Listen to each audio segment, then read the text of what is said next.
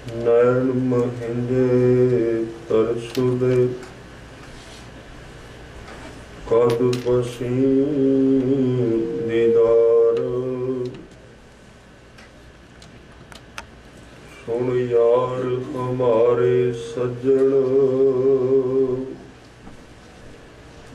एक करो बिनंतिया तिस मोहन लाल प्यारे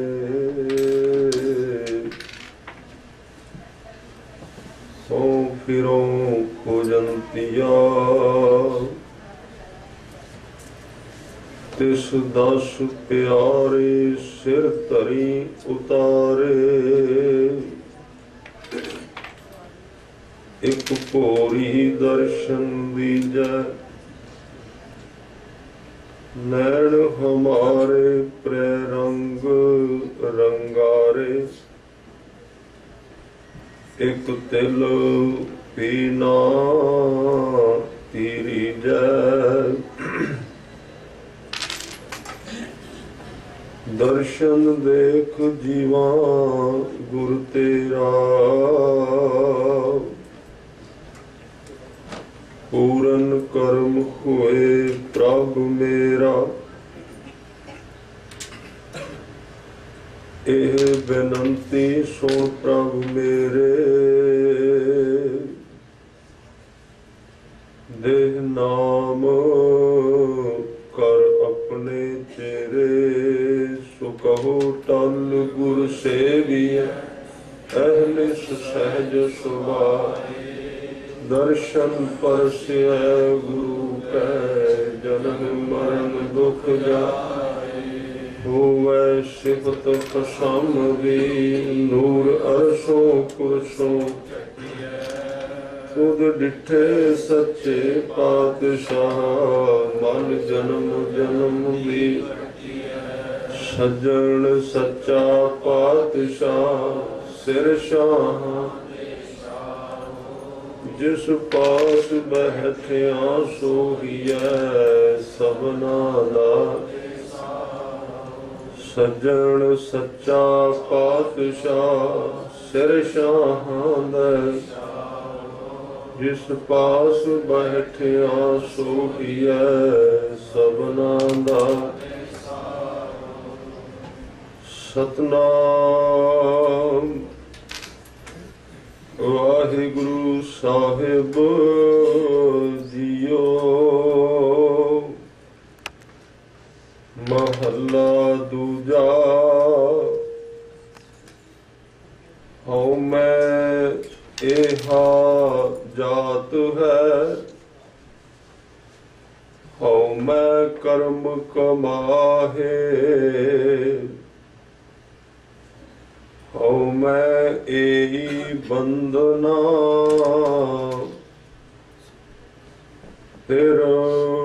फिर जोनी पाहे हऊँ मैं एहा जात है हऊँ मैं कर्म कमाहे हऊँ मैं ए बंदना फिर जोनी पाहे हऊँ मैं किथों उपजै कित संजम एह जाए हऊँ मैं एहो हुक्म है पै किरत फिराहे हऊँ मैं दीरग रोग है दारू पी इस माहे कृपा करे जे अपनी तां गुर का शब्द कमाहे नानक कहे सुनो जनो इत संयम दुख जाहे, कृपा करे जे अपनी, ता गुर का शब्द कमाहे। नानक कहे सुनो जन हो, इत संयम दुख जाए। वाहिगुरु जी का खालसा, वाहिगुरु जी की फतेह। गरीब नवाज शब्द गुरु, दीन दुनिया दे मालक, सर्व कला भरपूर अंतरजामी, सर्व सुख दाते, श्री गुरु ग्रंथ साहब महाराज जी दे चरना कमला अंदर सुभाएमान गुरु सवारे सत्संगी जनों, आप जी ने यतन करके समय विचों समा कढ़ के गुरु दरबार अंदर पहुंच करके धन गुरु ग्रंथ साहिब जी के चरणों विच अरदास बेनती नमस्कार करके अपने मस्तक नू भागशाली बनाया है। अज दा लड़ीवार प्रकरण जो है दूसरे सतगुरु गुरु अंगद देव तिन्हां दे श्लोकां विचों है। जिवें कि पिछले दिनां अंदर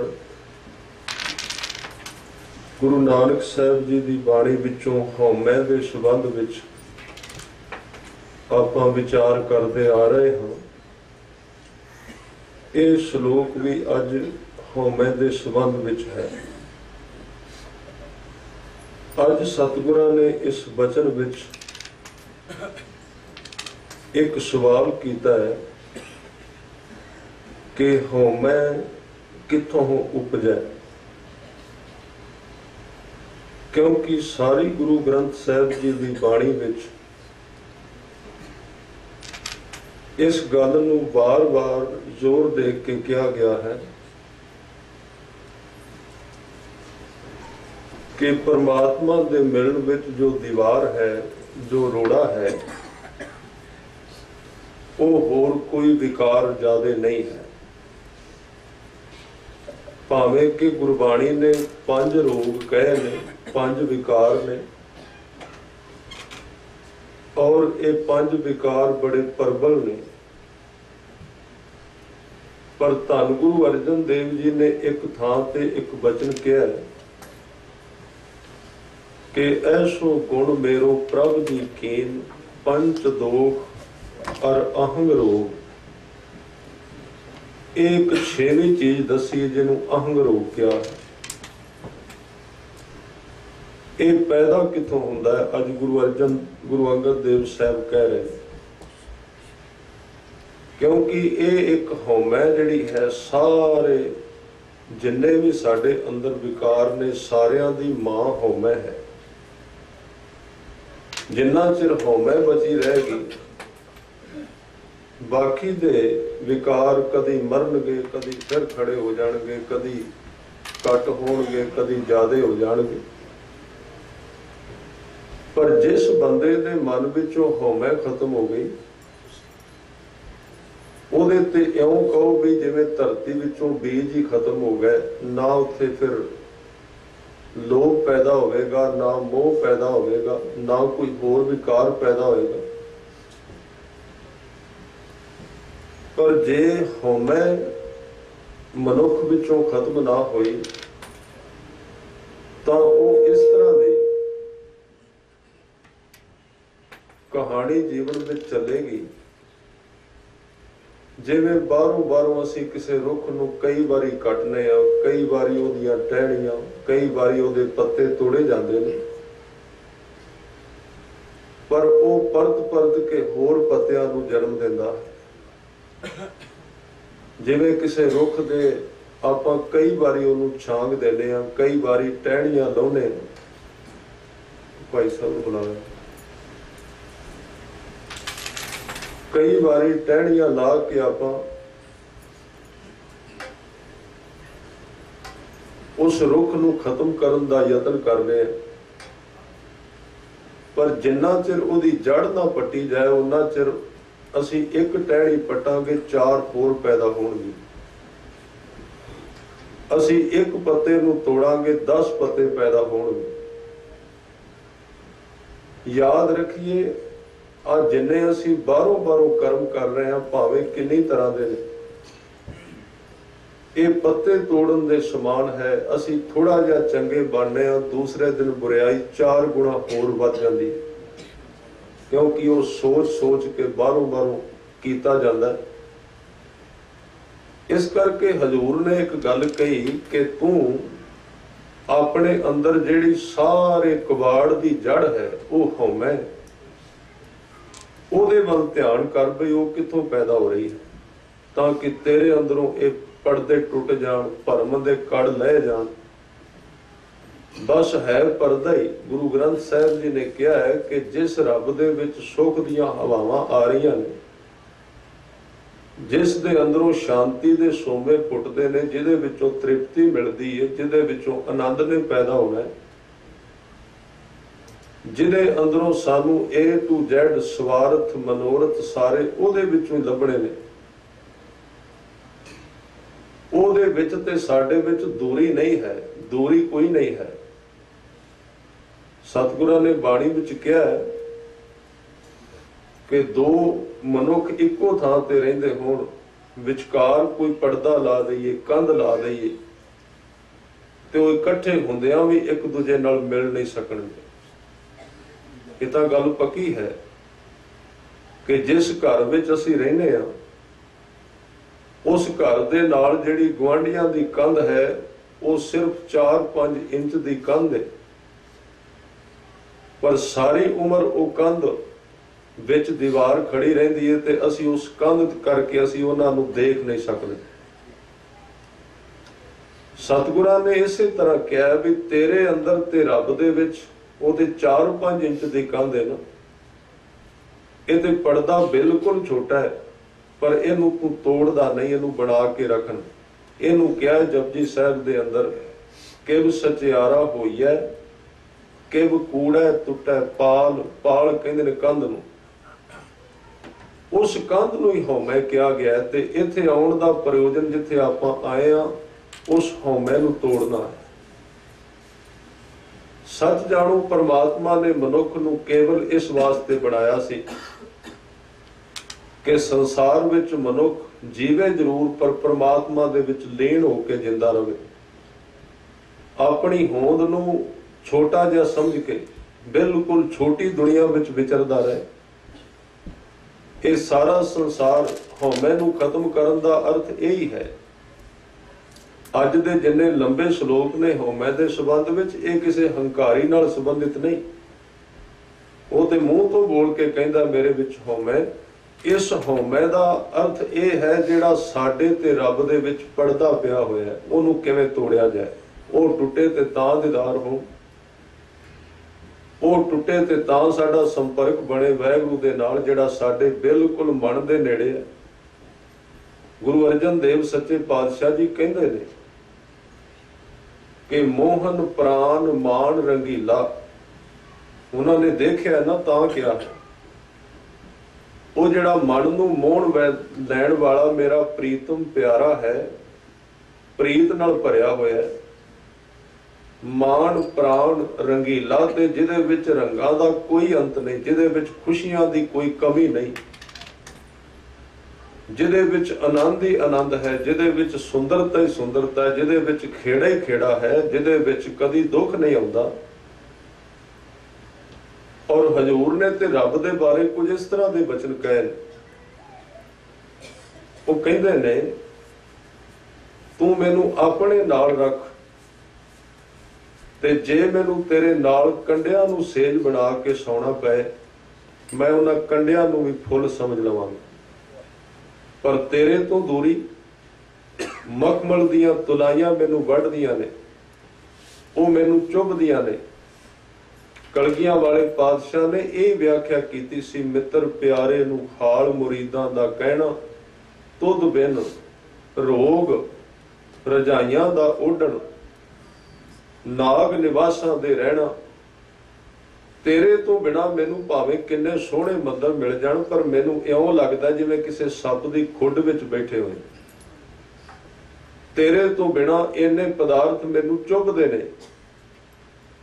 ते गुरु अर्जन देव जी ने कहा, कहन लगे, धूड़ी विच लोड़ंदड़ी सोहां, जे जमीन ते सौना पए, जे गरीबी विच रहना पए, पर तेरा संग साथ मिलता रहे, वो कितना कु कीमती होवेगा जीवन, जिहदे विच अंदर परमात्मा दा प्यार पैदा हो जाए, जिहदे विच अंदरों ओदा मोह आ जाए, ओदे नाल अंदर जुड़न दी बिरती पैदा हो जाए, ते समझ लेना ये मनुखा शरीर मनुखा जीवन सफल हो गया। इसलिए सतगुरु कहते ने, धूड़ी विच लोड़ंदड़ी सोहां। धूड़ी दा अर्थ है मिट्टी विच, लोड़ंदड़ी दा अर्थ है पै जाना, लेट जाना, ओदे विच लेटना। सोहां, सोहां दा अर्थ है मैं सुंदर लगांगा। नानक तै सह नाले, हे वाहिगुरु तेरा मिलाप वो दीवार टूट जाए, तो फिर तो दुनिया की कोई भी गम मेरे सामने खड़ा नहीं हो सकता। ते तेरे तो बिना सारिया खुशियां गम बन के आ गई। बस उस दीवार नूं हौमे किया गया, जिहड़ी साडे विच ते रब विच। गुरु अर्जन देव जी कहंदे, मोहन मान प्राण रांगीला। ये जिहड़ा तुसीं मोहन कहंदे हो, वाहिगुरु अकाल पुरख कित्थे रहिंदा है, इहदा घर किहड़ा है, किसे मसीत विच, किसे गुरुद्वारे विच, किसे मंदिर विच, किसे पश्चिम या पूर्व विच, किहड़ी राह विच, किहड़े थां ते रहिंदा है। ते गुरु ग्रंथ साहिब जी जवाब देंदे ने, भावें सारे थावां ते रहिंदा है, पर जे तू मिलना है ते बास रहे ही रह के संगे। ओदा निवास तेरे हिरदे दे बिल्कुल नाल है, और वो तेरे गुआंढ विच रहिंदा है, और बड़े चिर दा तेरी उड़ीक विच बैठा होया है कि कदों मेरा दरवाजा आके खड़काएगा। पर तेनू ओदी समझ नहीं है, तेनू ओदा पता नहीं है। तू होर ते बड़े दरवाजे खड़काए, तू होर ते बड़े दरवाजियां ते गया है, पर जेड़ा दरवाजा बिल्कुल तेरे दरवाजे दे नाल सी, ओदे वल कदी तेरा ध्यान नहीं गया। इसलिए गुरु साहब ने बाणी विच एक वचन कहा है, जिदन गुरु ने वो दरवाजा बिल्कुल नेड़े दिखा दिता ना, कहो नानक गुर बिन नहीं सूझै, हर साजन सब कै निकट खड़ा। ते जदों गुरु ने कहा ना भी तू किधर भौंदा फिरना है, ते तेरे घर दे बिल्कुल नाल वाला घर ही रब दा है। ते उस समय एकदम हैरानी छा गई, ते गुरु साहब ने कहा कि भूले मार्ग जिन्हें बताया, मैं तो भुल के बड़ी दूरों जा आया, थक चुका। कई कर्म कीते ने, कई थकावटां हो गई ने, थके हुए हैं, बड़े लोग हौमे करके थक गए। एक पलंग दे उत्ते एक सज्जन बैठा है, ते चार बंदे उन्हें चुक के ले जा रहे हैं। वो बैठा होया है, गुरु नानक साहब ते भाई मरदाना जी अगे बैठे हुए सन। वो पलंग ते बैठा है, ते चार बंदियां ने चुकया होया है, ते गर्मी दे दिन उन्हां दा पसीना छुटिया होया। हौमे किवें थकाउंदी है, कई चीजां थका दिंदियां ने। गुरमत दा विशा थकना नहीं है, गुरमत दा विशा थकेवे नूं खत्म करना है। गुरमत दा विशा बदे चट्टी भरना नहीं है, जीवन नूं किसे खुशी दे लहरे विच ले जाना। वो सज्जन पलंग ते बैठा, चार बंदे सेवक उहदे चुक के लेके जा रहे हैं। पिछे एक पानी वाला गड़बी वाला भी है, अगे ले जाके उन्होंने पलंग रख दिता एक रुख की छावें। ते वो चारे जिहड़े चुक के लेके जा रहे सन, वो ही उस बंदे दियां लत्तां पैर कुटन लग पे। उन्होंने कुटी जाते हैं, उहदियां लत्तां कुटदे ने। हुण भाई मरदाना जी कोल बैठे सन ते ब्रह्म ज्ञानी सन। उन्होंने सवाल किया, कले कीर्तनीय नहीं सन। जिन्नियां गल्लां भाई मरदाने ने बाबे नानक नाल कीतियां ने, कोई नहीं कर सके, क्योंकि दिन रात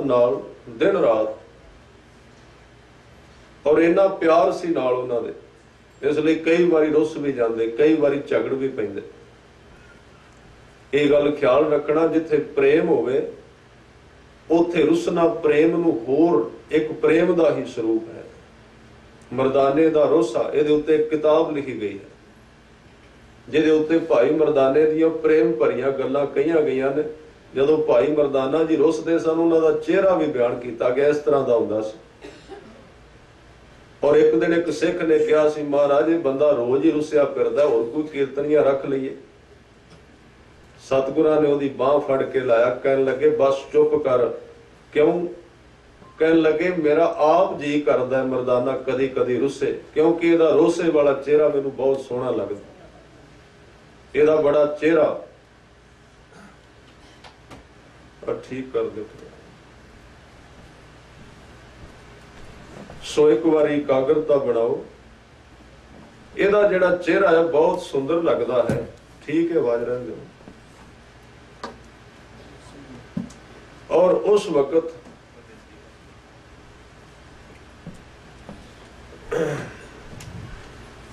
सतगुरां नूं जदों ये बचन कहे उस सज्जन ने भी इहनूं छड्ड दिओ, होर बड़े कीर्तनीए ने, होर बहुत सारे ने। कहन लगे नहीं, ये तो मेरी खुराक है। जिदन मरदाना रुसदा है मैं इहनूं बड़े प्यार नाल वेहना, इहनूं बड़े प्यार नाल मनाउना, और मैनूं आनंद मिलदा है, प्यार मिलदा है।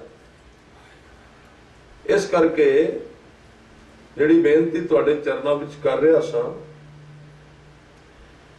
कि सतगुरु दे नाल गल्लां कर रिहा, उस सज्जण दी गल जिहड़ा पलंग ते बैठा होया सी, चारे बंदे चुकण वाले उहनूं कुੱਟਣ लग पए ते भाई मरदाना जी एकदम उधर वेखण लग पए ते कहण लगे सतगुरु गजब हो गया, ये बंदे बेचारे नाले तां इहनूं चुक के लिआए ने, थके ये ने कुੱਟਣ ਉਹਨੂੰ लग पए ने। की बीमारी, एक ही कारण है।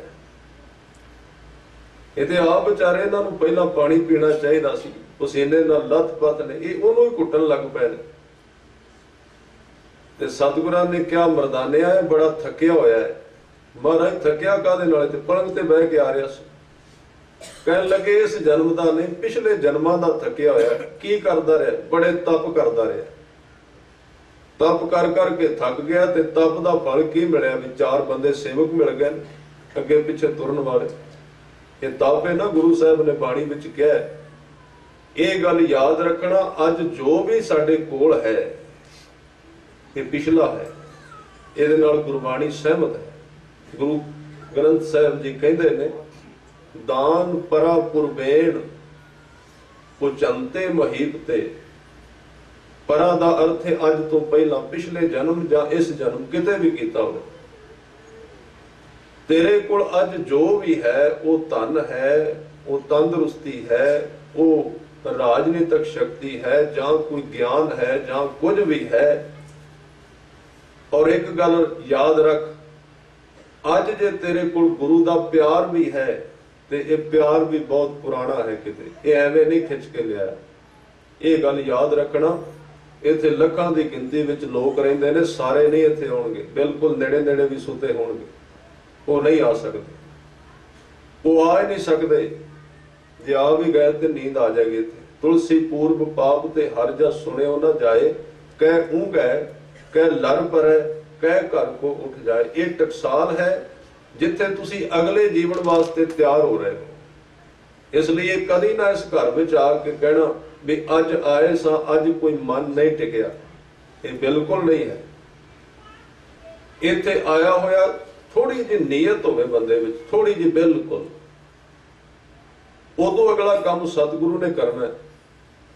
थोड़ा जा भाव, थोड़ा जा प्रेम ते अपना आपा वारन दी अंदर थोड़ी जी तांग होवे ना, ते आउण वाला समा सतगुरु बहुत वधिया लियाउणगे।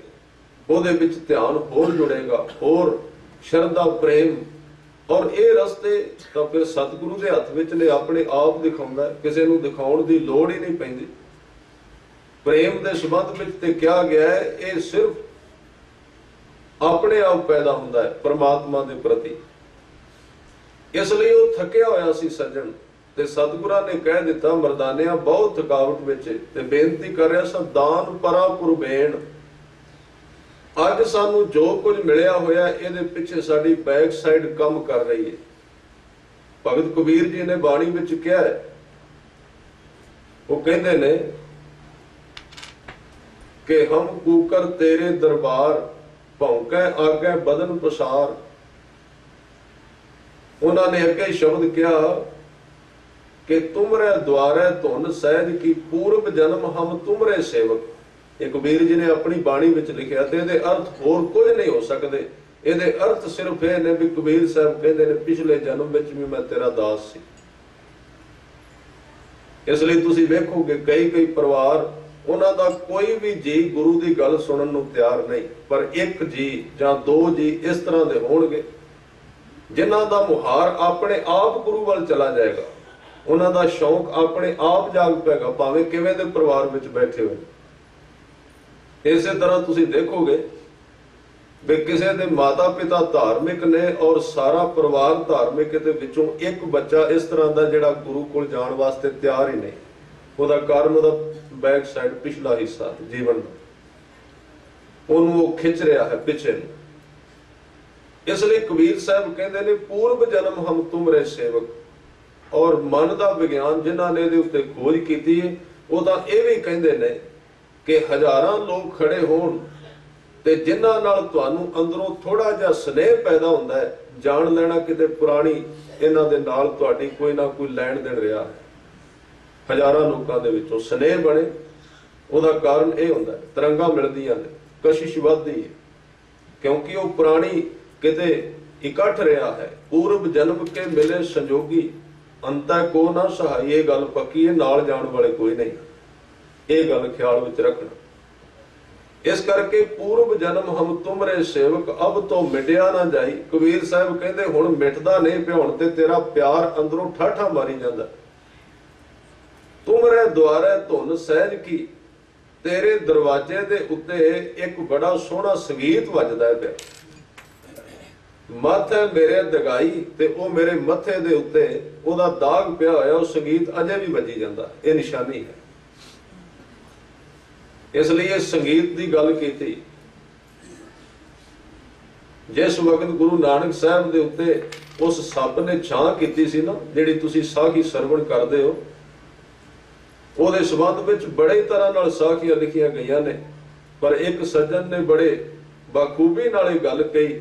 ਉਹ ਕਹਿੰਦੇ ਨੇ ਲੋਕ ਕਹਿੰਦੇ ਨੇ ਗੁਰੂ ਨਾਨਕ ਤੇ ਉਸ ਸੱਪ ਨੇ ਆ ਕੇ ਛਾਂ ਕੀਤੀ ਸੀ, ਪਰ ਮੇਰੀ ਸਮਝ ਵਿੱਚ ਇਉਂ ਆਉਂਦਾ ਹੈ ਕਿਉਂਕਿ ਸੱਪ ਹਮੇਸ਼ਾ ਬੀਨ ਤੇ ਜਾ ਕੇ ਖੜਾ ਹੁੰਦਾ ਹੈ, ਜਿੱਥੇ ਸੰਗੀਤ ਵੱਜਦਾ ਉੱਥੇ ਮਸਤ ਹੁੰਦਾ ਹੈ, ਤੇ ਉਹ ਜਿਹੜਾ ਸੱਪ ਛਾਂ ਕਰਨ ਵਾਸਤੇ ਨਹੀਂ ਗਿਆ, ਉਹ ਤੇ ਬਾਬੇ ਨਾਨਕ ਦੇ ਮੱਥੇ ਵਿੱਚੋਂ ਵੱਜਦੇ ਹੋਏ ਸੰਗੀਤ ਦੇ ਉੱਤੇ ਮਸਤ ਹੋ ਕੇ ਖੜਾ ਪਿਆ ਸੀ, ਉਥੋਂ ਸੰਗੀਤ ਸੁਣ ਰਿਹਾ ਸੀ। ਜਿਹੜਾ ਸੰਗੀਤ ਪਰਤ ਕੇ ਸੰਸਾਰ ਦੇ ਸੰਗੀਤ ਨੂੰ ਉਹਦੇ ਵਾਸਤੇ ਸੁਣਨਾ ਔਖਾ ਹੋ ਜਾਂਦਾ, ਬੇਕਾਰ ਹੋ ਜਾਂਦਾ, ਮਿੱਟੀ ਹੋ ਜਾਂਦਾ। ਇਸ ਲਈ ਸੰਸਾਰ ਉਦੋਂ ਹੀ ਛੁੱਟਦਾ ਸੱਚ ਵਿੱਚ, ਉਹਦੇ ਤੋਂ ਪਹਿਲਾਂ ਨਹੀਂ ਛੁੱਟੇਗਾ, ਫੜਿਆ ਰਹੇਗਾ ਮਨੁੱਖ। ਜਿਸ ਦਿਨ ਉਹਨੂੰ ਅੰਦਰੋਂ ਕੁਝ ਰੱਬ ਵੱਲੋਂ ਦਾਤ ਮਿਲੇਗੀ ਤਾਂ ਸੰਸਾਰ ਗਵਾਚ ਜਾਏਗਾ, ਛੱਡਣਾ ਨਹੀਂ ਪਏਗਾ। ਜਿਹਨੂੰ ਗੁਰੂ ਅਮਰਦਾਸ ਜੀ ਕਹਿੰਦੇ ਸਾਚ ਨਾਮ ਆਧਾਰ ਮੇਰਾ ਜਿਨ ਭੁੱਖਾਂ ਸਭ ਗਵਾਈਆਂ। ਗਵਾਈਆਂ ਦਾ ਅਰਥ ਡਿੱਗ ਪਈਆਂ, ਪਤਾ ਨਹੀਂ ਲੱਗਾ। ਜਿਵੇਂ ਰਾਹ ਵਿੱਚ ਆ ਰਹੇ ਸੀ, ਪਰਸ ਡਿੱਗ ਪਿਆ, ਗਵਾਚ ਗਿਆ, ਪਤਾ ਵੀ ਨਹੀਂ ਰਿਹਾ ਕਿੱਥੇ ਗਿਆ। ਅੰਦਰ ਝਾਤੀ ਮਾਰ ਕੇ ਵੇਖੀ, ਜਿਹੜੀਆਂ ਬੁਰਾਈਆਂ ਤੰਗ ਕਰਦੀਆਂ ਰਹੀਆਂ ਸਾਰੀ ਉਮਰ, ਜਿੱਦਣ ਰੱਬ ਨੇ ਇੱਕ ਗੱਭਾ ਦਿੱਤਾ ਥੋੜਾ ਜਿਹਾ ਅੰਦਰੋਂ, ਉਹਨਾਂ ਦਾ ਪਤਾ ਨਹੀਂ ਲੱਗਾ ਚਲੀਆਂ ਕਿੱਧਰ ਗਈਆਂ। ਕਿਉਂ? ਕਿਉਂਕਿ ਅੱਗੋਂ ਮਿਲਿਆ ਤੇ ਪਿਛਲਾ ਛੁੱਟ ਗਿਆ। ਇਸ ਲਈ ਗੁਰੂ ਸਾਹਿਬ ਕਿਸੇ ਪਾਪੀ ਨੂੰ ਜ਼ਿਆਦਾ ਜ਼ੋਰ ਨਹੀਂ ਦਿੰਦੇ ਪਾਪ ਛੱਡੇ, ਖਿਆਲ ਵਿੱਚ ਰੱਖਣਾ। ਇਸ ਘਰ ਵਿੱਚ ਆ ਕੇ ਕਦੀ ਨਾ ਸੋਚਣਾ ਮੈਂ ਪਾਪੀ ਹਾਂ, ਔਰ ਕਿਹਾ ਜਾਂਦਾ ਬੜਾ ਅਪਰਾਧੀ ਪਾਪੀ ਹੈ। ਠੀਕ ਹੈ, ਇਹਦੇ ਤੋਂ ਗੁਰੇਜ਼ ਕਰਨ ਵਾਸਤੇ ਕਿਹਾ ਜਾਂਦਾ ਹੈ, ਪਰ ਸਾਈਂ ਬੁੱਲੇ ਸ਼ਾਹ ਕਹਿੰਦੇ ਨੇ ਤੂੰ ਪਾਪੀ ਕਹਿ ਕੇ ਮੁੱਲਾ ਜਾਣ ਸੁਕਾਈ।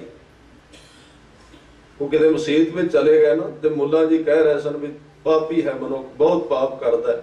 ਉਹ ਕਹਿੰਦਾ ਉਹ ਮੇਰੀ ਕਿਉਂ ਜਾਨ ਸੁਕਾਈ ਜਾਂਦਾ ਹੈ, ਰੱਬ ਤੇ ਪਿਆਰ ਕਰਦਾ ਮੇਰੇ ਨਾਲ। ਇੱਥੇ ਪਾਪੀਆਂ ਨੂੰ ਅਸਲ ਵਿੱਚ ਹਸਪੀਟਲ ਦੇ ਅਰਥ ਹੀ ਕੀ ਨੇ? ਉੱਥੇ ਮਰੀਜ਼ ਹੀ ਹੋਣੇ ਚਾਹੀਦੇ ਨੇ। ਗੁਰਦੁਆਰੇ ਦਾ ਅਰਥ ਹੀ ਇਹ ਵੇ, ਜਿੱਥੇ ਪੁੰਨ ਆਤਮਾ ਆਉਣੀਆਂ ਚਾਹੀਦੀਆਂ ਨੇ, ਪਾਪੀ ਵੀ ਆਉਣੇ ਚਾਹੀਦੇ ਨੇ, ਉਹਨਾਂ ਨੂੰ ਵੀ ਥਾਂ ਹੈ। क्योंकि दवाई है इस घर के अंदर। इस करके ये हीनता इस द्वारे ते नहीं होनी चाहिए कि मैं किवें दा हां।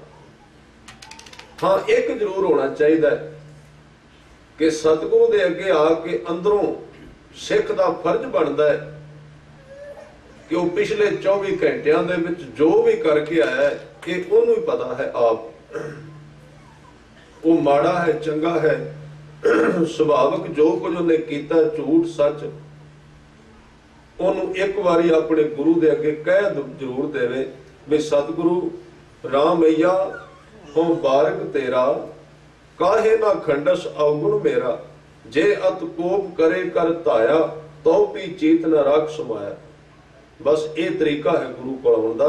इत्थे पाप का हिसाब नहीं, इत्थे ते समर्पित होने का हिसाब है। मनुख अपना आप किवें गुरु नूं देंदा है। इस तरह के लोग तो सतगुरु नूं चाहिए ने।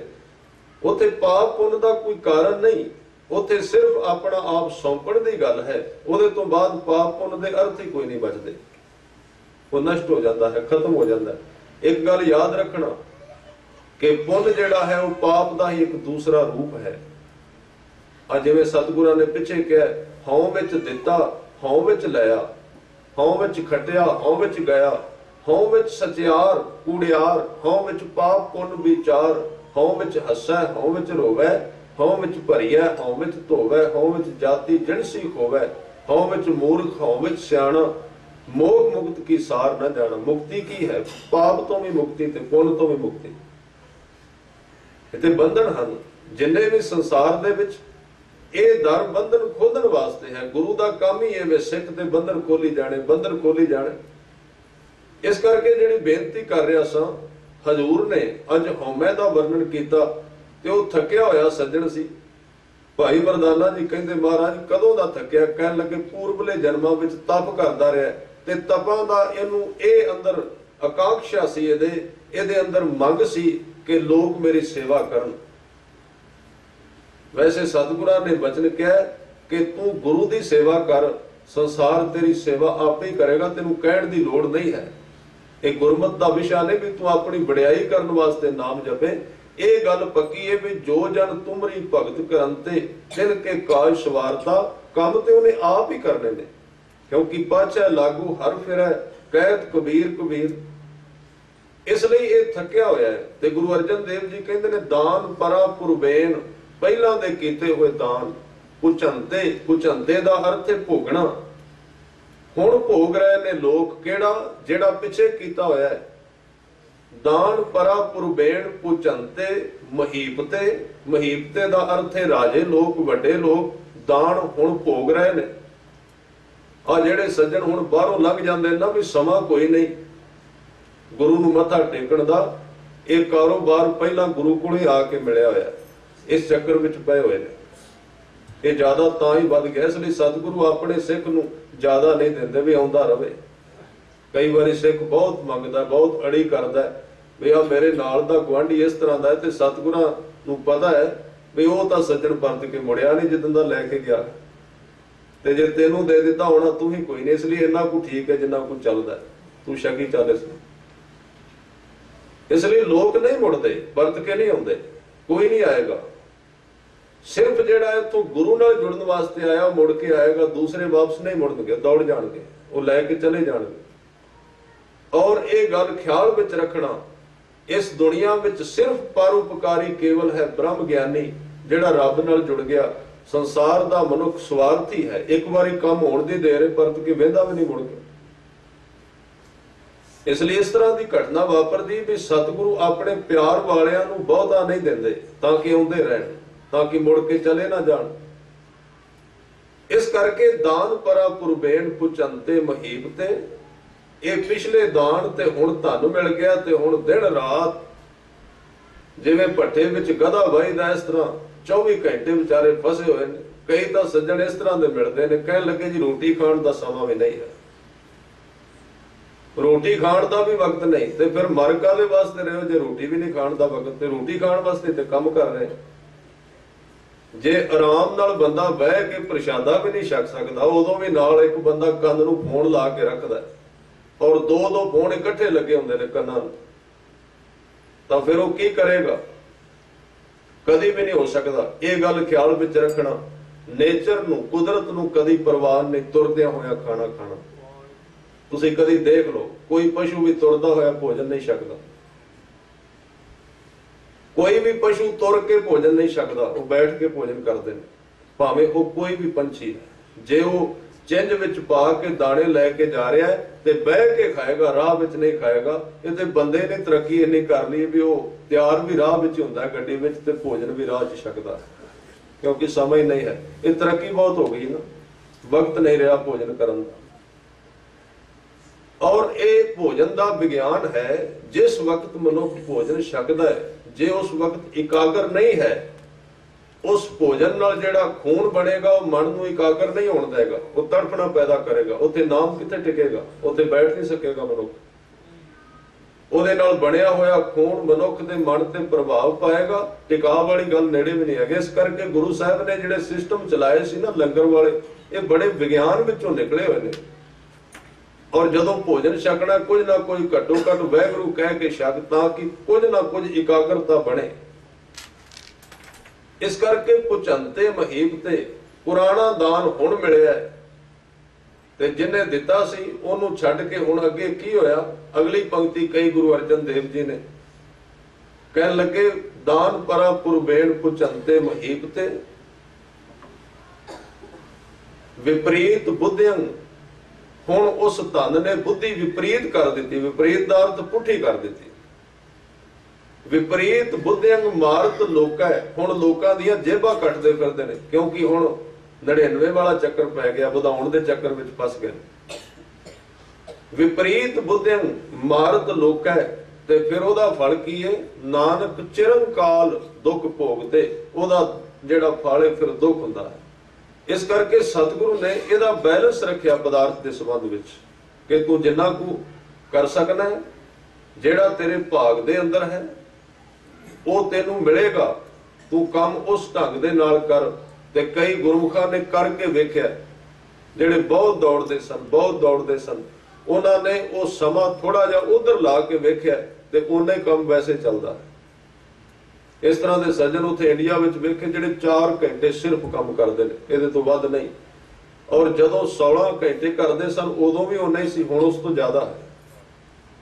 क्योंकि ये संविधान है ना गुरबाणी का कि ब्रह्म बिंदा तिस दा ब्रह्म मात्र है, एक शब्द लिव लाए नव नीति 18 सिद्धि पिछे लगियां फिरन जो हर हिरदे सदा वसाए। ਉਹਦੇ ਵਿੱਚ भी बरकत पैंदी, गुरु साहब ने तरीका दस्या।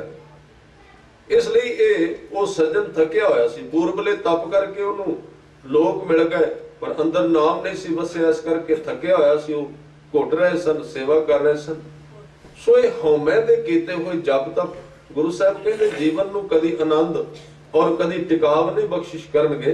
ते गुरु अंगद देव जी अज कहते ने कि हौमे किथों उपजे, ये हौमे किथों आ रही है, जे इहनूं आपां खत्म करना है, पता तो लगे पैदा किथों हो रही है, ये हौमे किवें बनदी है, इहदी पैदाइश ते इहदा थां किथे वे शरीर विच ते मन विच। असल विच इहदे संबंध विच थोड़ा जिहा ध्यान देना जो गुरबाणी ने कहा। हुण इह शब्द पढ़ रहे सन गुरु के प्यारे, मन तो जोत स्वरूप है अपना मूल पछाण। मूल का अर्थ है जिथों पैदा होंदी है चीज। ये जिहड़ा मैं, जिहड़ी हौमै है, ये आत्मा दे विचों ही पैदा हुई है। हौमै दे अर्थ की ने? मन किनू कहंदे ने? जिन्हों असीं मन कहने आ वार वार वो कित्थे रहिंदा है?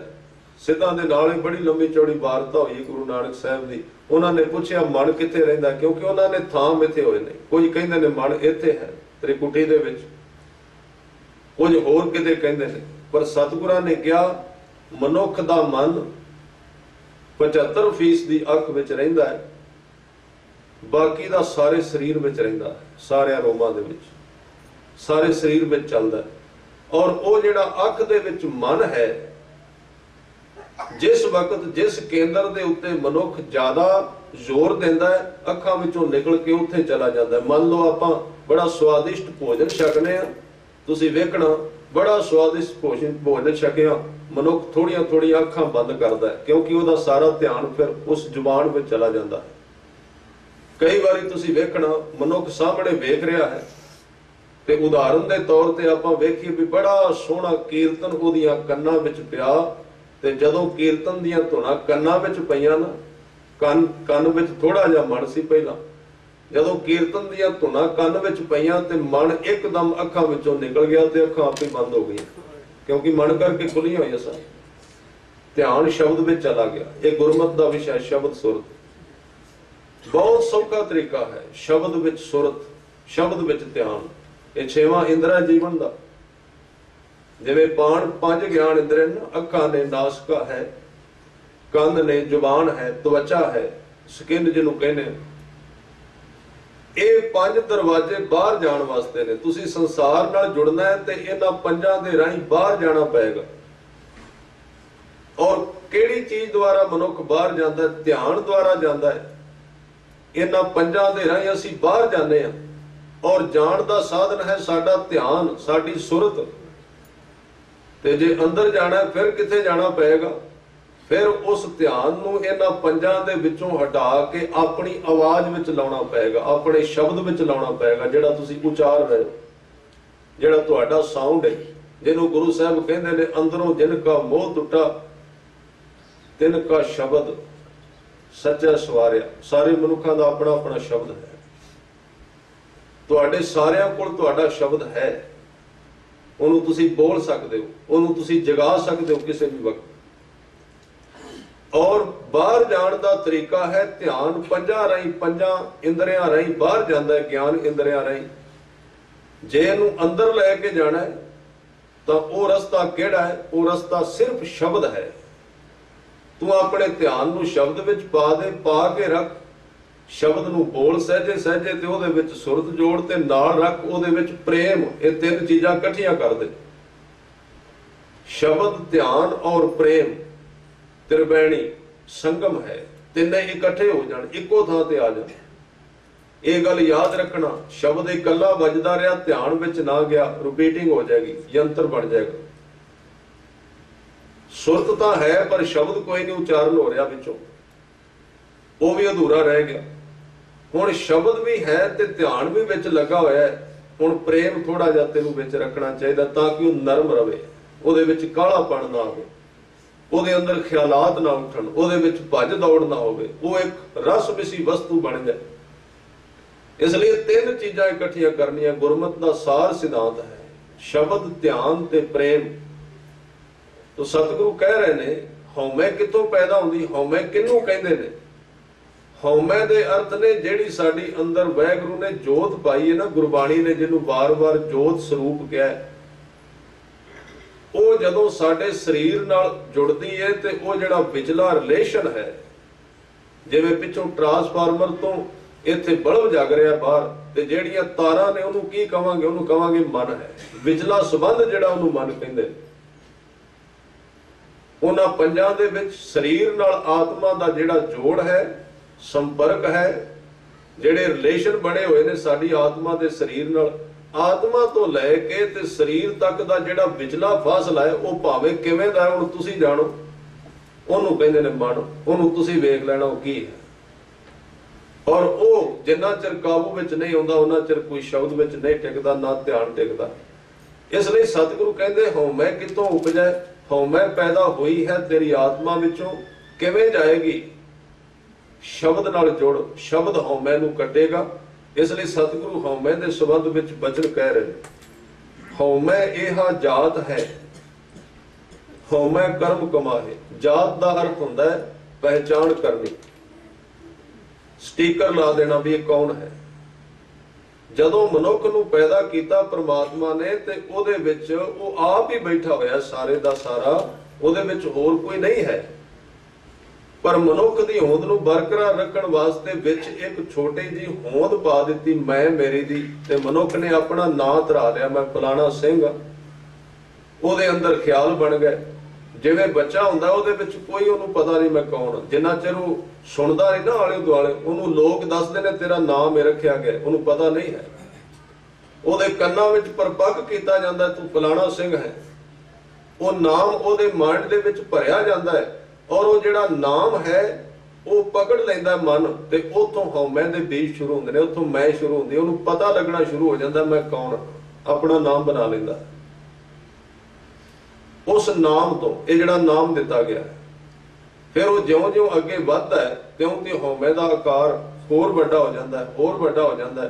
ते एक दिन हौमे इन्नी वध जाती है भी उन्होंने ये भुल ही जाता है कि मैं नहीं है तो तू सी, पर इस मैं दी छतरी दे थले तू दबिया गया है। और इनू हटाउणा ही धर्म का एक मार्ग है। इसलिए कबीर जी कहते ने, बड़े प्यारे उन्होंने लफ्ज ने, वो कहते ने 8 पहर 64 घड़ी निरखत रह तो जियो, नीचे लोइण कर रहो सब कट देखो पियो। अखा नीवियां करके उन्होंने वेख, अपने अंदरों तकण का यतन कर। ते फिर कबीर जी नूं किसे पुछया भी जेड़े रब की गल कर रहे हो वो तुहाडे नाल किवें उहदा मिलाप, किवें तुहाडा संबंध है? ते उन्होंने बचन कहे ने, कहन लगे सुन सखी जी मैं पी बसै। पी कहंदे ने पिया नूं, पति नूं, परमात्मा नूं। पिया शब्द परमात्मा वास्ते वरत्या गया गुरबाणी विच। सुन सखी, सखी का अर्थ है सत संगी भगत जन गुरमुख। तू सुन, जेड़ा तू सवाल पूछ रहा है कि रब कोल तू किवें पहुंचया, ते उन्होंने बचन कहे ने, सुन सखी जी मैं पीओ बसै, मेरी जिंद विच मेरा प्रीतम वसदा है। पी मैं बसै के जियो, पर यह भी पता नहीं लगता भी मेरी जिंद उहदे विच वसदी है। दोवें इकट्ठे ने, जां ते वो मेरे कोल रहिंदा जां मैं उहदे कोल रहिंदा। मेरी सुरत अंदर उहदे नाल जुड़ी रहिंदी है। सुन सखी पी मैं जियो बसै, जी मैं बसै के पियो, जियो पियो बूझो नहीं। इहदा मैनू पक्की तरह निर्णय नहीं हो रहा भी मैं रब विच रह रहा कि रब मेरे विच रहिंदा। इन्नी नेड़ता, इन्नी इकसारता। जब हम होते तब तू नाही, अब तू ही मैं नाही, उहदा ही स्वरूप हो गया। इसलिए जिहड़े वाहिगुरू दे प्यारे बने ਉਹਦੇ ਵਿੱਚ ਲੀਨ हो गए, ਉਹ ਉਹਦਾ ਹੀ रूप बन गए। ਉਹਨਾਂ ਵੱਲੋਂ ਵੇਖ ਕੇ ਰੱਬ ਕਹਿੰਦੇ ਚੇਤੇ ਆਉਂਦਾ, ਤੇ ਚੇਤੇ ਕੀ ਆਉਣਾ, ਵਿੱਚ ਹੈ ਹੀ परमात्मा। ਉਹਨਾਂ ਦਾ ਸਰੂਪ ਹੀ ਇਹ ਹੈ, ਉਹ ਹੋਰ ਕੁਝ ਹੈ ਹੀ ਨਹੀਂ। ਆ ਇੱਕ ਇਸਲਾਮ ਦੇ ਵਿੱਚ ਔਰਤ ਹੋਈ ਰਾਬੀਆ, ਬੜੀ ਬੰਦਗੀ ਵਾਲੀ ਸੀ। ਉਹਨੇ ਆਪਣਾ ਸਾਰਾ ਜੀਵਨ ਅੱਲਾ ਦੀ ਖੋਜ ਵਿੱਚ, ਪਿਆਰ ਵਿੱਚ ਲਾ ਦਿੱਤਾ। ਤੇ ਕਹਿੰਦੇ ਨੇ ਜਦੋਂ ਮੱਕੇ ਦੀ ਯਾਤਰਾ ਕਰਨ ਵਾਸਤੇ ਗਈ, ਇੱਕ ਪੜਾਵ ਰਾਹ ਵਿੱਚ ਕੀਤਾ ਤੇ ਇਸਲਾਮ ਇਹਨੂੰ ਮੰਨਦਾ ਹੈ। ਉਸ ਰਾਤ ਜਦੋਂ ਉਹ ਆਪਣੇ ਮੁਸੱਲੇ ਤੇ, ਆਪਣੇ ਆਸਣ ਤੇ ਬੈਠਿਆ ਕਰਦੀ ਸੀ ਰਾਤ ਦੇ ਵਕਤ ਪਰਮੇਸ਼ਰ ਦੀ ਯਾਦ ਵਿੱਚ, ਤਾਂ ਉਸ ਵਕਤ ਉਹ ਮੱਕੇ ਨੂੰ ਤੁਰ ਕੇ ਉਹਦੇ ਕੋਲ ਆਉਣਾ ਪਿਆ। ਮੱਕਾ ਉਹਦੇ ਦਰਸ਼ਨ ਕਰਨ ਵਾਸਤੇ ਆਇਆ। जद कि भी कहा गया भी इस्लाम दे विच इस्तरी मसीत विच नहीं जा सकती, पर खुदा तो आ जाता है ना उहदे कोल, परमात्मा तो आ जाता है। लोग नहीं आउण देणगे उसनूं, वक्री गल है। ये साडी अपनी धारणा हो सकती या कोई कारण हो सकते, पर परमेश्वर तो हिरदा देखेगा, उस शरीर नूं नहीं देखेगा। कोई मनुख है, कोई इस्तरी है, कौन है, ये गल याद रखना। ਜਦੋਂ ਗੁਰੂ ਸਾਹਿਬ ਨਾਲ ਕੋਈ ਆ ਕੇ ਜੁੜਦਾ, ਉੱਥੇ ਤੇ ਸਿੱਖ ਤੇ ਸਿੱਖਣੀ ਦਾ ਕੋਈ ਸਵਾਲ ਨਹੀਂ ਹੈ। ਉੱਥੇ ਤੇ ਸਿਰਫ ਗੁਰਸਿੱਖ ਇੱਕ ਸਰੂਪ ਹੈ, ਅੰਦਰ ਦੀ ਘਟਨਾ ਹੈ, ਉਹਦੇ ਨਾਲ ਸਰੀਰ ਦਾ ਕੋਈ ਰਿਲੇਸ਼ਨ ਨਹੀਂ ਹੈ। ਉਹ ਸਿਰਫ ਇੱਕ ਅੰਦਰਲਾ ਭਾਵ ਹੈ। ਇਸ ਕਰਕੇ ਕਬੀਰ ਜੀ ਕਹਿੰਦੇ ਨੇ ਜੀਓ ਪੀਓ ਬੂਝੋ ਨਹੀਂ। ਇਹਦਾ ਮੈਨੂੰ ਪਤਾ ਨਹੀਂ ਲੱਗਦਾ ਵੀ ਮੇਰੀ ਜਿੰਦ ਰੱਬ ਵਿੱਚ ਰਹਿੰਦੀ ਕਿ ਰੱਬ ਮੇਰੇ ਵਿੱਚ ਰਹਿੰਦਾ। ਘਟ ਮੈਂ ਜੀਓ ਕੇ ਪੀਓ, ਜਿਨ੍ਹਾਂ ਦੀ ਹਉਮੈ ਸਮਾਪਤ ਹੋ ਗਈ, ਅਸਲ ਵਿੱਚ ਹਉਮੈ ਦਾ ਪਰਮਾਤਮਾ ਦੀ ਸਮਝ ਉਹਨਾਂ ਨੂੰ ਆਈ। ਜਾਂ ਇਉਂ ਕਹੀਏ ਇਹ ਦੋਵੇਂ ਗੱਲਾਂ ਇਕੱਠੀਆਂ ਹੁੰਦੀਆਂ ਨੇ, ਪਰਮਾਤਮਾ ਦਾ ਮਿਲਣ ਤੇ ਹਉਮੈ ਦਾ ਖਾਤਮਾ। ਹਉਮੈ ਦਾ ਖਾਤਮਾ ਤੇ ਪਰਮਾਤਮਾ ਦਾ ਮਿਲਣ ਇੱਕੋ ਵਕਤ ਘਟੇਗਾ। ਇਹਦੇ ਵਿੱਚ 1 ਇੰਚ ਦਾ ਵੀ ਫਰਕ ਨਹੀਂ ਹੈ। ਇਹ ਗੱਲ ਯਾਦ ਰੱਖਣਾ ਹੈ। ਤੇ ਸਾਡੀ ਮਨੌਤ ਹੈ ਵੀ ਹੁਣ ਸਾਡੇ ਵਿੱਚ ਹਉਮੈ ਨਹੀਂ। ਖੋਜਕਾਰਾਂ ਦੇ ਅਨੁਸਾਰ ਇਹ ਇਕੱਠੀ ਘਟਨਾ ਵਾਪਰੇਗੀ। इधर मिलाप उधर हौमे नष्ट होएगी। जिन्ना चिर मिलाप नहीं उन्ना चिर बरीक रूप दे विच रही जाएगी, जिहदा पता नहीं लगे। जिन्हों भंभीरी दे खंभा वर्गा कहा गुरबाणी ने, भांभीरी के पात पार दो बिन देखे दुरायो। जिवें आ भंभीरियां उड़दियां ना आकाश विच, उन्हां दे जिहड़े खंभ ने उन्हां दे विचों आकाश दिसी जांदा है। एडी बरीक हौमे हर एक दे अंदर रहिंदी है। ਇਹ ਦੋਵੇਂ ਘਟਨਾਵਾਂ ਇਕੱਠੀਆਂ ਵਾਪਰਦੀਆਂ ਨੇ। ਜਿਵੇਂ ਆਪਾਂ ਕਹੀਏ ਵੀ ਕਮਰੇ ਦੇ ਵਿੱਚ ਹਨੇਰਾ ਹੈ, ਉਹਦੇ ਵਿੱਚ ਲਾਈਟ ਜਗਾਈ ਅਸੀਂ, ਉਹਦੇ ਕੀ ਅਰਥ ਕਰਾਂਗੇ? ਲਾਈਟ ਜਗਾਈ, ਹਨੇਰਾ ਹਟਿਆ, ਜਾਂ ਹਨੇਰਾ ਹਟਿਆ ਤੇ ਫਿਰ ਲਾਈਟ ਜਗਾਈ, ਇੱਕੋ ਦਮ ਦੋਵੇਂ ਹੁੰਦੇ ਨੇ। ਹਉਮੈ ਜਾਏਗੀ ਉਦੋਂ ਜਦੋਂ ਉਹ ਆਏਗਾ, ਉਹਦੇ ਤੋਂ ਪਹਿਲਾਂ ਜਾ ਹੀ ਨਹੀਂ ਸਕਦੀ। ਹਨੇਰਾ ਆਉਣ ਦਾ ਮਤਲਬ ਚਾਨਣ ਹੋਇਆ, ਚਾਨਣ ਹੋਇਆ, ਹਨੇਰਾ ਰਿਹਾ ਨਹੀਂ। ਤੂੰ ਆਇਆ, ਮੈਂ ਨਹੀਂ ਰਿਹਾ, ਇਕੱਠੇ ਹੋਏ ਦੋਵੇਂ। ਇਸ ਲਈ ਤੂੰ ਤੇ ਮੈਂ ਦੀ ਕਹਾਣੀ ਚੱਲਦੀ ਸਾਰੀ ਗੁਰੂ ਗ੍ਰੰਥ ਸਾਹਿਬ ਦੇ ਵਿੱਚ। ਪਹਿਲਾਂ ਹਮ ਤੋਂ ਗੱਲ ਸ਼ੁਰੂ ਹੁੰਦੀ ਹੈ, ਮੈਂ ਤੋਂ ਗੱਲ ਸ਼ੁਰੂ ਹੁੰਦੀ ਹੈ, ਤੂੰ ਤੱਕ ਜਾਣਾ। ਇਸ ਲਈ ਕਬੀਰ ਸਾਹਿਬ ਕਹਿੰਦੇ ਹਮ ਤੁਮ ਬੀਚ ਭਇਓ ਨਹੀਂ ਕੋਈ। ਮੈਂ ਤੇਰੇ ਤੋਂ ਇੱਕ ਦਾਤ ਮੰਗਣਾ ਕਿ ਤੇਰੇ ਤੇ ਮੇਰੇ ਵਿਚਕਾਰ ਨਹੀਂ ਕੋਈ ਹੋਣਾ ਚਾਹੀਦਾ।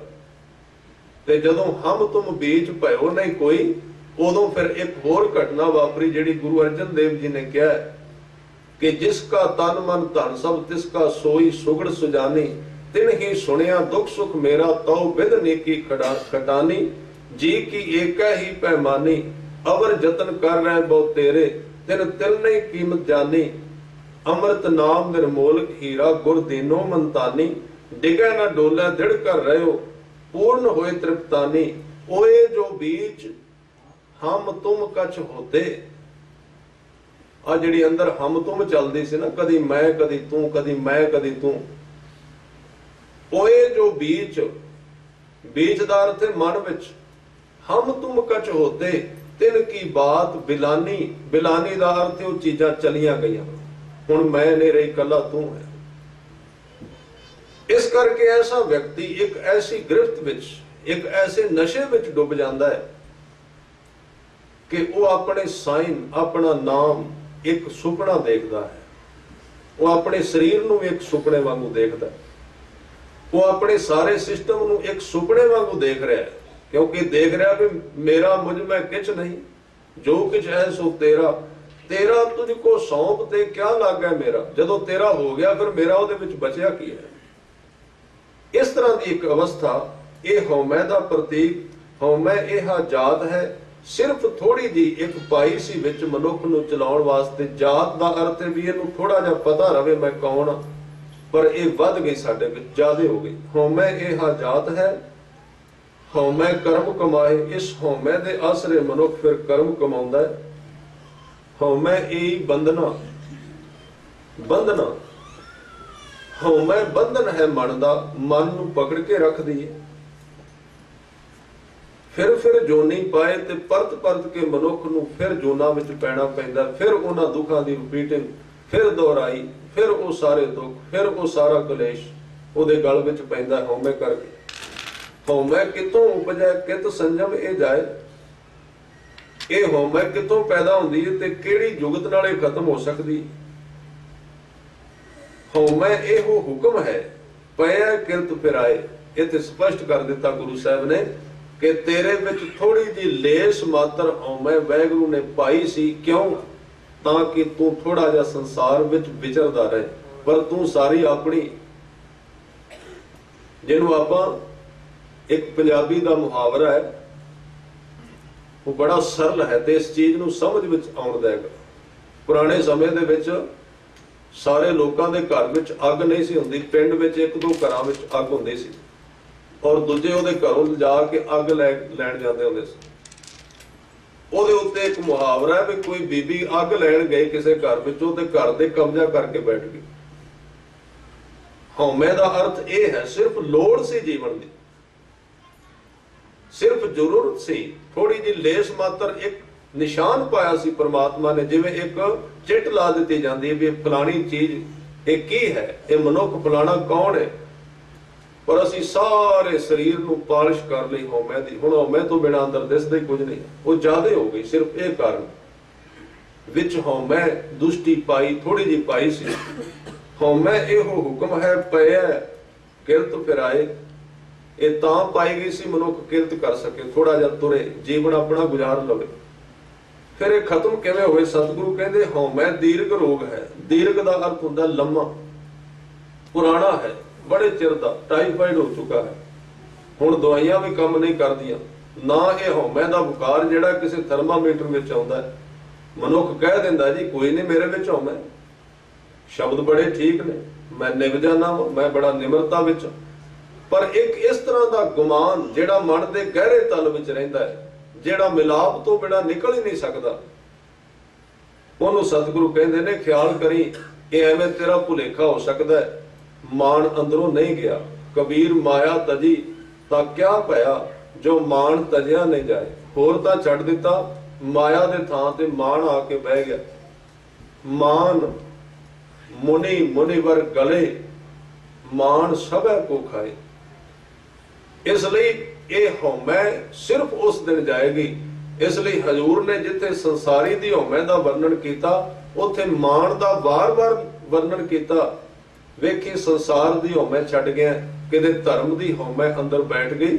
ਸੰਸਾਰ ਦੀ ਹਉਮੈ ਤੇ ਬਾਹਰਲਾ ਬੁਖਾਰ ਹੈ, ਦਿਸ ਪਏਗਾ ਸਰੀਰ ਗਰਮ में ਦਵਾਈ ਕਰਾ ਲੇਗਾ, ਤੇ ਧਰਮ ਦੀ ਹਉਮੈ ਅੰਦਰ ਲਈ ਉਹਦੇ ਤੱਕ ਤੇ ਕੋਈ ਦਵਾਈ ਵੀ ਨਹੀਂ ਜਾਣੀ। ਉਹਦੇ ਤੱਕ ਕੀ ਜਾਏਗਾ, ਉਹਦਾ ਇਲਾਜ ਕੀ ਕਰੇਗਾ? ਨਾ ਉਹ ਕਿਸੇ ਟੈਸਟ ਵਿੱਚ ਆਉਣੀ, ਕਿਉਂਕਿ ਅਸੀਂ ਕਹਿ ਰਹੇ ਹਾਂ ਹੁਣ ਸਾਡਾ ਹੰਕਾਰ ਮਰ ਗਿਆ, ਪਰ ਉਹ ਤੇ ਖੜਾ ਹੋਇਆ ਉਸੇ ਤਰ੍ਹਾਂ, ਉਹਦੇ ਵਿੱਚ ਖੜਾ ਹੈ। ਇਸ ਕਰਕੇ ਉਹਨੂੰ ਖਤਮ ਕਰਨ ਦਾ ਯਤਨ ਸਤਿਗੁਰੂ ਕਹਿ ਰਹੇ ਨੇ। ਹਉਮੈ ਦੀਰਘ ਰੋਗ ਹੈ, दारू ਵੀ ਇਸ ਮਾਹੇ। दारू ਕਿਹਦੇ ਵਿੱਚ ਹੈ? दारू ਕਿਹੜਾ ਹੈ? ਕਿਹੜੀ ਜੁਗਤ ਤੇ ਜਿਹਦੇ ਨਾਲ ਹਉਮੈ ਖਤਮ ਹੋ ਜਾਏ? ਤੇ ਸਤਿਗੁਰਾਂ ਨੇ ਕਿਹਾ ਕਿਰਪਾ ਕਰੇ ਜੇ ਆਪਣੀ, ਤਾਂ ਗੁਰ ਕਾ ਸ਼ਬਦ ਕਮਾਏ। ਇੱਕ ਤੇ ਅਰਦਾਸ ਕਰੇ ਸਿੱਖ, ਔਰ ਗੁਰੂ ਕਿਰਪਾ ਕਰੇ, ਔਰ ਫਿਰ ਗੁਰਸਿੱਖ ਸ਼ਬਦ ਦੀ ਕਮਾਈ ਕਰੇ। ਸ਼ਬਦ ਦੀ ਕਮਾਈ ਦੇ ਅਰਥ ਦੋ ਨੇ, ਸ਼ਬਦ ਨੂੰ ਜਪਣਾ ਔਰ ਸ਼ਬਦ ਵਿੱਚ ਜੋ ਕੁਝ ਕਿਹਾ ਗਿਆ ਉਸ ਤਰ੍ਹਾਂ ਜੀਵਨ ਬਤਾਉਣਾ। ਜਿੰਨਾ ਚਿਰ ਦੋ ਨਹੀਂ ਰਲਣਗੇ ਕੱਪੜਾ ਨਹੀਂ ਸੀਪੇਗਾ। ਜੇ ਇਕੱਲਾ ਆਪਾਂ ਕਹੀਏ ਵੀ ਅਸੀਂ ਗੁਰੂ ਦੇ ਆਖੇ ਵੈਸੇ ਹੀ ਲੱਗਣਾ ਤੇ ਜਪਣਾ ਨਹੀਂ, ਜਪਣ ਤੋਂ ਬਿਨਾਂ ਕਹੇ ਤੇ ਨਹੀਂ ਲੱਗਿਆ ਜਾਏਗਾ। ਜੇ ਕਹੀਏ ਅਸੀਂ ਜਪਣਾ ਕੱਲਾ ਤੇ ਕਰੋ ਜੋ ਮਰਜ਼ੀ, ਫਿਰ ਵੀ ਗੱਲ ਨਹੀਂ ਬਣੇਗੀ। ਇਹ ਦੋ ਚੀਜ਼ਾਂ ਜੋੜਨੀਆਂ ਪੈਣਗੀਆਂ, ਮਨੁੱਖ ਦਾ ਕਿਰਦਾਰ ਔਰ ਮਨੁੱਖ ਦਾ ਜਾਪ। ਇਸ ਲਈ ਸ਼ਬਦ ਦੀ ਕਮਾਈ ਦੇ ਅਰਥ ਦੋ ਚੀਜ਼ਾਂ ਮਿਲਦੀਆਂ ਨੇ। ਜਦੋਂ ਉੱਪਰ ਤੇ ਥੱਲੇ ਵਾਲਾ ਧਾਗਾ ਜੁੜਦਾ ਹੈ ਉਦੋਂ ਜੋੜ ਪਏਗਾ। ਸ਼ਬਦ ਦੀ ਕਮਾਈ ਦਾ ਅਰਥ ਸ਼ਬਦ ਨੂੰ ਜਪਣਾ, ਔਰ ਬਿਲਕੁਲ ਨਾਲ ਜੋ ਕੁਝ ਗੁਰਬਾਣੀ ਵਿੱਚ ਕਿਹਾ ਜਾ ਰਿਹਾ ਹੈ ਉਹਨੂੰ ਜੀਵਨ ਤੇ ਲਾਗੂ ਕਰਨਾ। ਜਦੋਂ ਦੋ ਇਕੱਠੇ ਹੋਣਗੇ ਫਿਰ ਸਾਹਿਬ ਕਹਿੰਦੇ ਨੇ ਫਿਰ ਮੈਨੂੰ ਤੂੰ ਆ ਕੇ ਦੱਸੀ ਵੀ ਕੁਝ ਹੁੰਦਾ ਹੈ ਕਿ ਨਹੀਂ। ਉਹਦੇ ਤੋਂ ਪਹਿਲਾਂ ਮੇਰੇ ਕੋਲ ਆਈ ਨਾ ਵੀ ਕੁਝ ਹੁੰਦਾ ਨਹੀਂ, ਕੁਝ ਵੀ ਨਹੀਂ ਹੋਏਗਾ। ਇਹ ਦੋ ਇਕੱਠੇ ਕਰੇਗਾ ਤੇ ਹੋਏਗਾ, ਜੇ ਨਹੀਂ ਕਰੇਗਾ ਤੇ ਨਹੀਂ ਹੋਏਗਾ। ਇਸ ਲਈ ਸਤਿਗੁਰੂ ਕਹਿੰਦੇ ਨੇ ਕਿਰਪਾ ਕਰੇ ਜੇ ਆਪਣੀ, ਤਾਂ ਗੁਰ ਕਾ ਸ਼ਬਦ ਕਮਾਹੇ। ਨਾਨਕ ਕਹੇ ਸੁਣੋ ਜਨੋ, हे ਜਨੋ, हे ਗੁਰਸਿੱਖੋ, हे ਗੁਰਮੁਖ ਪਿਆਰਿਓ, ਰੱਬ ਦੇ ਪਿਆਰਿਓ, ਇਹ ਗੱਲ ਧਿਆਨ ਨਾਲ ਸਰਵਣ ਕਰੋ। ਇਤ ਸੰਜਮ, ਸੰਜਮ ਦਾ ਅਰਥ ਹੈ ਜੁਗਤ। ਦੁੱਖ ਜਾਏ, ਜਿਹੜੇ ਦੁੱਖ ਨੂੰ ਆਪਾਂ ਲੈ ਕੇ ਗੁਰੂ ਕੋਲ ਅਰਦਾਸ ਕਰਨ ਵਾਸਤੇ ਪਹੁੰਚਨੇ ਆ, ਗੁਰੂ ਸਾਹਿਬ ਨੇ ਕਿਹਾ ਕਿ ਇਤ ਸੰਜਮ, ਆ ਜਿਹੜਾ ਉੱਪਰ ਵਾਲਾ ਸੰਜਮ, ਇਹਨੂੰ ਕਰੀਏ, ਇਸ ਦਵਾਈ ਨੂੰ ਖਾਈਏ, ਤਾਂ ਕਿ ਜੀਵਨ ਵਿੱਚੋਂ ਦੁੱਖਾਂ ਦਾ ਖਾਤਮਾ ਹੋ ਕੇ ਤੇ ਸੁਖ ਦੀ ਪ੍ਰਾਪਤੀ ਹੋਵੇ। ਸੋ ਹਜ਼ੂਰ ਸੱਚੇ ਪਾਤਸ਼ਾਹ ਜੀ ਕਰਨ ਕਿਰਪਾਲਤਾ, ਆਪਣੇ ਦਰੋਂ ਕਰੋ ਇਹ ਦਾਤ, ਆਪਣੇ ਦਰ ਦਾ ਪਿਆਰ ਬਖਸ਼ਿਸ਼ ਕਰਨ। ਸਮੂਹ ਸੰਗਤਾਂ ਜਿਹੜੇ ਆਪ ਗੁਰੂ ਚਰਨਾਂ ਵਿੱਚ ਪਹੁੰਚਦੇ ਹੋ, ਸਾਰਿਆਂ ਨੂੰ ਜੀ ਆਇਆ ਹੈ। ਬਹੁਤ ਬਹੁਤ ਧੰਨਵਾਦ। ਇੰਨੀਆਂ ਬੇਨਤੀਆਂ ਪ੍ਰਵਾਨ ਕਰਨੀਆਂ। ਭਾਈ ਦਲਜੀਤ ਸਿੰਘ ਹੋਰੀ ਪਹੁੰਚੇ ਨੇ, ਉਹ ਵੀ ਆਪ ਜੀ ਨੂੰ ਗੁਰੂ ਸ਼ਬਦ ਨਾਲ ਜੋੜਨਗੇ। ਭੁੱਲਾਂ ਚੁੱਕਾਂ ਦੀ ਖਿਮਾ। ਵਾਹਿਗੁਰੂ ਜੀ ਕਾ ਖਾਲਸਾ।